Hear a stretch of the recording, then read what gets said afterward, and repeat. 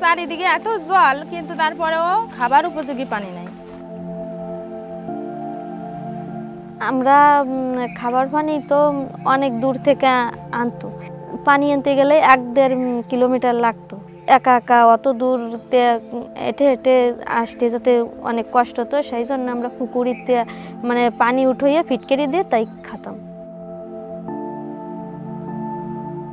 দূর থেকে পানি আনতে যেতে আমার সমস্যা হতো খুব, কাজের সময় পেতাম না, কতদিন রাত্রেও যেতাম। বাচ্চা ঘুম পাড়ায় রাখা, অন্য কেউ ছিল না ছেলেমেয়ে রাখার মতো। পানি দূষিত হওয়ার কারণে আমাদের বাচ্চাদের সেই পানি দিয়ে স্নান করালে ওদের গায়ে চুলকানি হইতো, বাচ্চাদের ডায়রিয়া হইতো, আমাদের 2-3 বার মাসে হাসপাতালে যাওয়া লাগতো।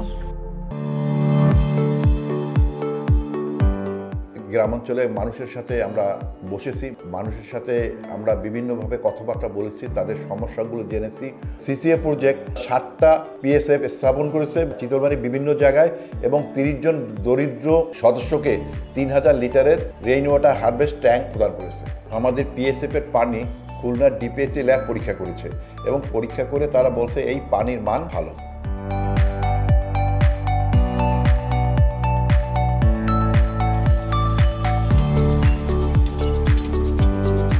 পানির কারণে গ্যাস হতো, আবার পানিবাহিত রোগ যেমন ডায়রিয়া, আমাশয় এগুলো হতো, কিন্তু এই পুকুর ফিল্টারের পানি খেয়ে আমাদের এগুলো হয় না।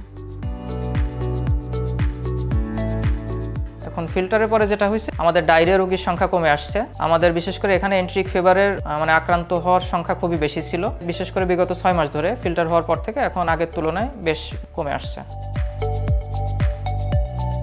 পানি রান্নার কাজে ব্যবহার করি, খাওয়ার কাজে ব্যবহার করি, শাকসবজি ধুইয়া কাটিয়ে পানি আমরা অন্য জায়গায় ফেলাই না, এটা গাছের গোড়ায় দিই যাতে পানির অপচয় কম হয়।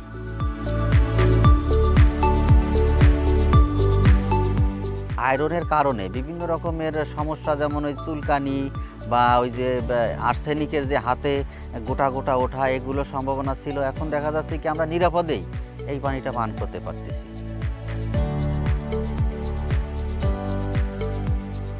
এই প্রকল্পের থেকে আমরা কিভাবে পানি সংরক্ষণ করব, তারপরে অপচয় কম হবে, আবার কৃষি বিষয়ক কিছু ট্রেনিং পেয়েছি যে কিভাবে সবজি চাষ করলে বেশি লাভবান হবে, কম পানির অপচয় হবে, আবার দুর্যোগ ব্যবস্থাপনারও ট্রেনিং পেয়েছি।